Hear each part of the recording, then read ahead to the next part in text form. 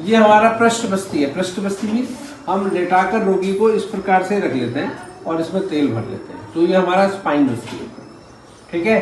तो इस स्पाइन पे, पूरी स्पाइन पे हम इसको कवर करेंगे, तो ये कहलाएगा स्पाइन बस्ती या पृष्ठ बस्ती, ठीक है। इसको हम पूरा मोल्ड, ये अलग अलग शेप में आते हैं। तो स्क्वायर शेप में, एक राउंड शेप में भी आता है, ओवल शेप में भी आता है, ठीक है। तो अलग अलग प्रकार से आते हैं। और आप आटे से भी बना सकते हो, ये नहीं कि इसी से प्रयोग करना है भाई, आपके पास समर्थ नहीं है आपसे खरीदने के लिए, आप आटे का भी इस्तेमाल कर सकते हैं। तो जो है ये कटी बस्ती यंत्र है। कटी बस्ती यंत्र का मतलब हो गया कटी प्रदेश पर की जाने वाली बस्ती। कटी प्रदेश जो आपका लोअर बैक है उस पर इसको इस तरह से रखते हैं और यहाँ पर चारों तरफ हल्का सा आटा लीक आउट को बंद कर देते हैं, यहाँ पर तेल भरते हैं। धीरे धीरे इन सबके बारे में आपको डेमो करके भी बताएंगे कैसे कैसे करना, एक एक वीडियो उसकी बना के देखेंगे, एक एक सेशन उसका रखेंगे। तो यहाँ पर जो कटी प्रदेश में जो दर्द है इस प्रकार से उसको फिक्स कर देते हैं, यहाँ पे तेल भरते हैं। देखो छोटा शेप जो है ये जानू बस्ती का है। तो जानू बस्ती में मेन रोगी को लेटाकर उसमें आप आराम से आटा लगा देंगे चारों तरफ और तेल भर जब हम आटे से भी इसको कर सकते हैं, परंतु क्या आटा हमें बहुत थोड़ा सा रखना पड़ता है, वो लीक आउट होने की संभावना ज्यादा हो जाती है।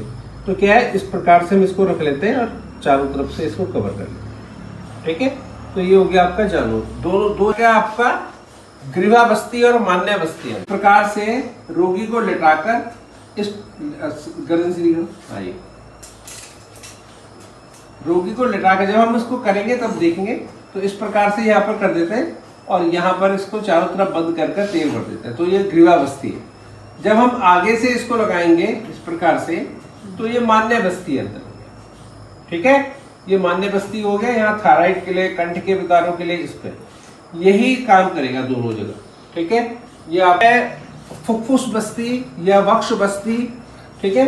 तो ये क्या करती है, यह हृदय बस्ती।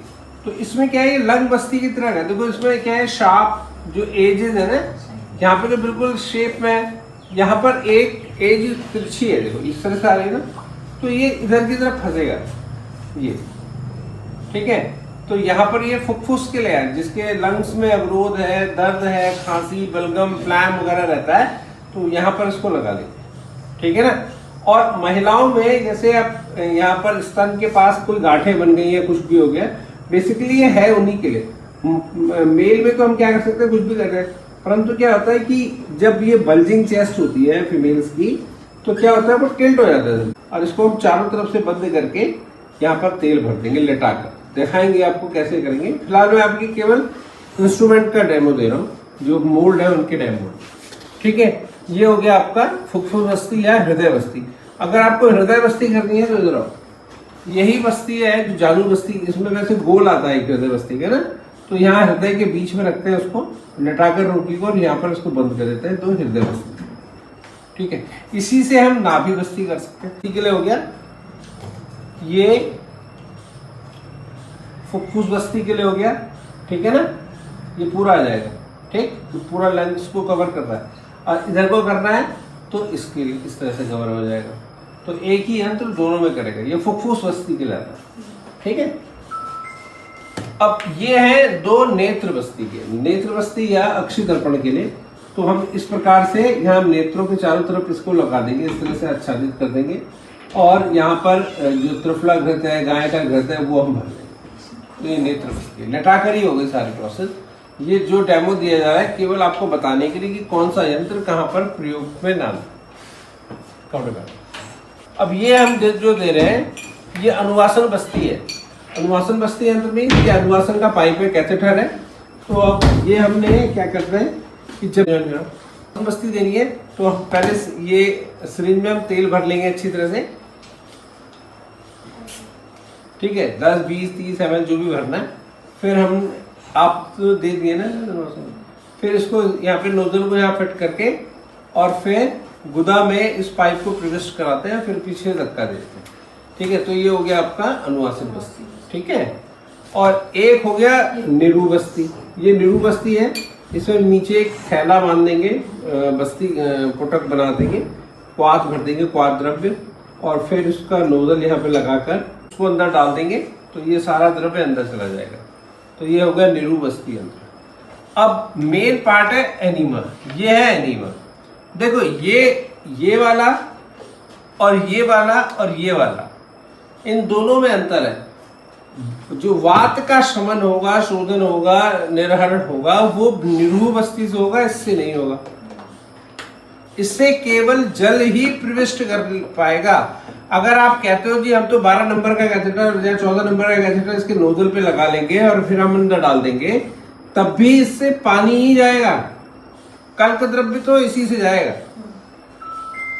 कल्क द्रव्य केवल इसी से जा सकता है, इससे नहीं जा सकता। चाहे आप इसमें भस्म डाल लो, कुछ भी डाल लो, अगर आपने छान दिया तो उससे केवल पानी जाएगा। अच्छा, दूसरा क्या है, जो बस्ती है और एनीमा में यही अंतर है कि ये क्या है, इलियम तक जाएगी और कल्क के साथ जाएगी। जो पेस्ट, जो प्रक्षेप द्रव्य डाल रहे हो वो भी जाएगा, क्योंकि इसका नोजल जो मोटा है, ठीक है, इसमें चटनी, अबले, कल्क अंदर तक चले जाएंगे। परंतु इसका नोजल पतला है, छेदी है केवल, इसमें तो फंस जाएगा, बंद हो जाएगा। तो इसमें केवल पानी ही जा सकता है, इसमें कोई दाब नहीं दे सकते आप। अरे हार्ड प्लास्टिक के कहां से दे दोगे, तो इसमें कोई दाब दे ही नहीं सकते, दबेगा ही नहीं। परंतु इसका जो दबाव है, इसका प्रक्षेपण जो है आपके हाथ में नियंत्रित है, ठीक है। तो आपके हाथ में क्या है कि जैसे आपने दबाया तो वेग आगे की तरफ चला जाएगा। किस वेग से देना है वो भी आपके हाथ में, परंतु ये तो सनय सनय सनय सनय सनय जाएगा, क्योंकि जैसे ही एप्लीकेटर को आप अंदर डाल रहे हो तो एप्लीकेटर का क्या काम है, अब आपने दबाया तो ये आगे तक चला गया, परंतु ये एप्लीकेटर क्या करेगा, ये रेक्टम के चारों तरफ ही द्रव्य का संग्रह कर देगा। तो दैट इज, ये मल का शोधन कर रहा है। वात निर्हरण से इसका कोई मतलब नहीं है, परंतु वात निर्हरण केवल बस्ती यंत्र, निरूबस्ती यंत्र से ही हो पाएगा, ठीक है। तो ये नाना प्रकार के जो मैंने यंत्र हैं आपको दिखा दिए। तो अगर आपको चाहिए तो ये संस्था के द्वारा भी अवेलेबल है, आप ले लीजिए। धन्यवाद।